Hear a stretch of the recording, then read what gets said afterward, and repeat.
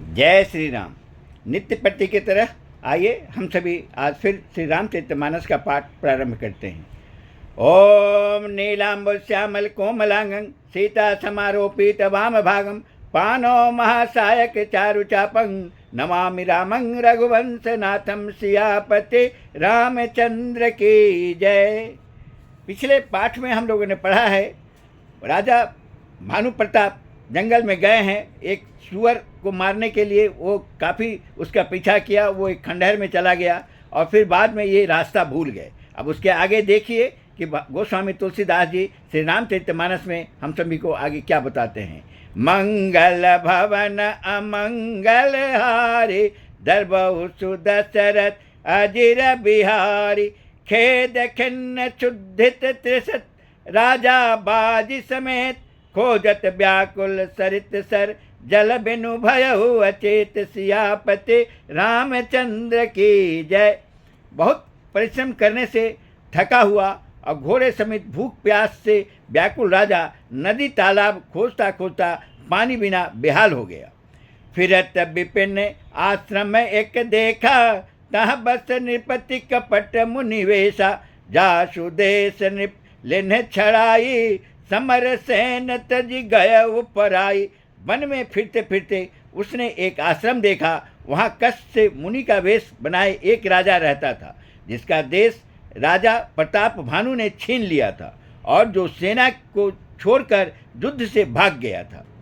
समय प्रताप भानु कर जानी आपन अति असमय अनुमानी गयउ न गृह मन बहुत गलानी मिलन राज नृप अभिमानी। प्रताप भानु का समय अच्छे दिन जानकर और अपना कुसमय बुरा दिन अनुमान कर उसके मन में बड़ी गलानी हुई। इससे वह न तो घर गया और न अभिमानी होने के कारण राजा प्रताप भानु से ही मिला मेल किया। ऋष उर मारी रंक जिमि राजा विपिन बसई तापस के साजा तासु समीप गबन नृप किन्हा यह प्रताप रवि ते तब चिन्हा। दैत्य की भांति मन ही मन क्रोध को मारकर वह राजा तपस्वी के वेश में वन में रहता था। सजा प्रताप भानु उसी के पास गया। उसने तुरंत पहचान लिया कि यह प्रताप भानु है।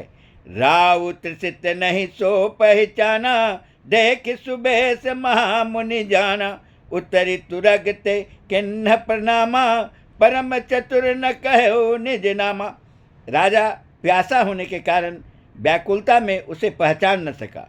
सुंदर वेश देखकर राजा ने उसे महामुनि समझा और घोड़े से उतरकर उसने प्रणाम किया, परंतु बड़ा चतुर होने के कारण राजा ने उसे अपना नाम नहीं बतलाया। मंगल भवन अमंगल हारी दरबहु दशरथ अजिर बिहारी भूपति त्रिसित बिलोकित ही सरबरु दिन न दिखाई मज्जन पान समेत है किन नृपति हर खाई सियापति रामचंद्र की जय। राजा को प्यासा देखकर उसने सरोवर दिखला दिया। हर्षित होकर राजा ने घोड़े सहित उसमें स्नान और जलपान किया। गई श्रम सकल सुखी नृप भयउ निज आश्रम तापस लई गयउ आसन दिन अस्त रवि जानी पुनि तापस बोले मृदुबानी। सारी थकावट मिट गई, राजा सुखी हो गया। तब तपस्वी उसे अपने आश्रम में ले गया और सूर्यास्त का समय जानकर उसने राजा को बैठने के लिए आसन दिया।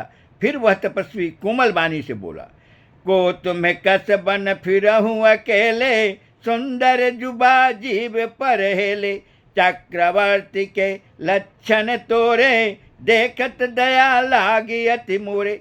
तुम कौन हो? सुंदर युवक होकर जीवन की परवाह न करके वन में अकेले क्यों फिर रहे हो? तुम्हारे चक्रवर्ती राजा के लक्षण देखकर मुझे बड़ी दया आती है। नाम प्रताप भानु अवनीशा तासु सचिव मैं सुनहु मुनीसा फिरत अहेरे परेव भुलाई बड़े भाग देखो पद आई। हे मुनीश्वर, राजा ने कहा, सुनिए, प्रताप भानु नाम का एक राजा है। मैं उसका मंत्री हूँ। शिकार के लिए फिरते हुए राह भूल गया हूँ। बड़े भाग्य से यहाँ आकर मैंने आपके चरणों के दर्शन पाए हैं। प्रताप भानु राजा अपना नाम न बताकर वो कह रहे हैं कि मैं प्रताप भानु राजा का मंत्री हूँ। हम कह दुर्लभ दरस तुम्हारा, जानत हो कछु भल हो निहारा। कह मुनितात भयउ अंधियारा, जो जन सत्तर नगर तुम्हारा। हमें आपका दर्शन दुर्लभ था, इससे जान पड़ता है कुछ भला होने वाला है। मुनि ने कहा, हे तात, अंधेरा हो गया, तुम्हारा नगर यहाँ से 70 योजन है। मंगल भवन अमंगल हारी, दरबउस दशरथ अजिर बिहारी।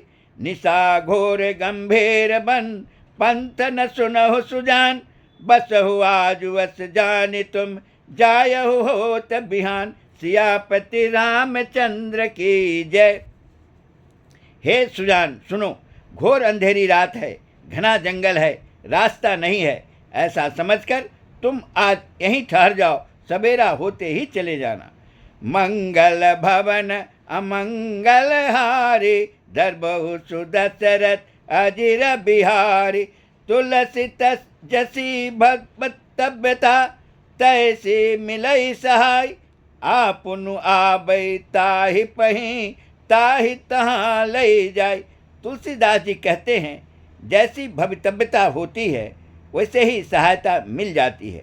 या तो वह आप ही उसके पास आती है या उसके वहाँ ले जाती है।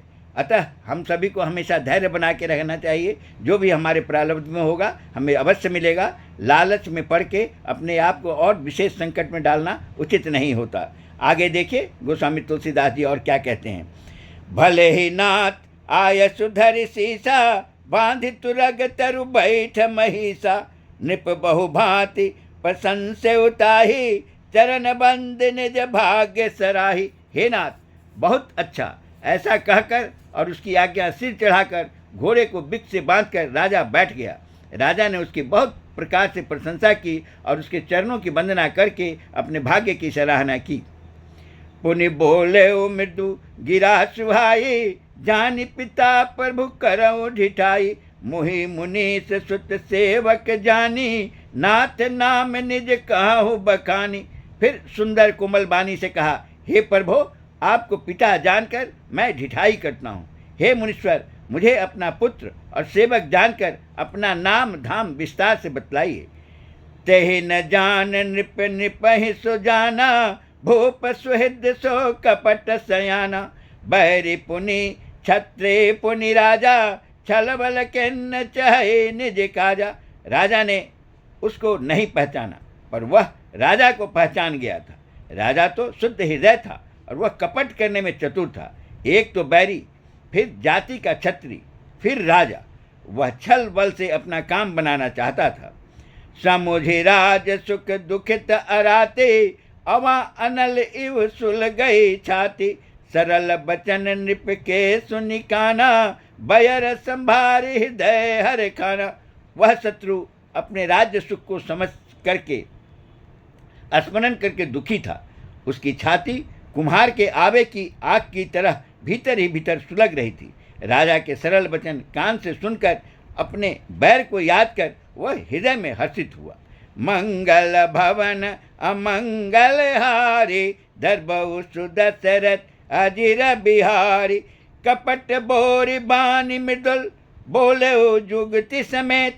नाम हमार भिखारी, अब निर्धन रहित निकेत। सियापति रामचंद्र की जय। वह कपट में डुबोकर बड़ी युक्ति के साथ कोमल बानी बोला, अब हमारा नाम भिखारी है, क्योंकि हम निर्धन और अनिकेत घर द्वारहीन हैं।